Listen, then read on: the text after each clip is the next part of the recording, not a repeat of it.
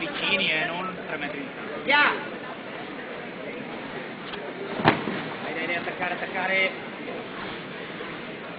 Eccoci qua, siamo alla finale nazionale del campionato italiano cadetti, che quest'anno si svolge a Terni, a bordo tatami, due figure ormai storiche del nord-est, quello seduto è Manuel Covre, quello in piedi è il mitico insegnante del judo Villanova, che sorride, fa finta di niente, e tra poco inizieranno gli incontri maschili della giornata. Qui i nostri eroi del judo Vittorio Veneto si stanno riscaldando, comprese anche le ragazze che combatteranno domani.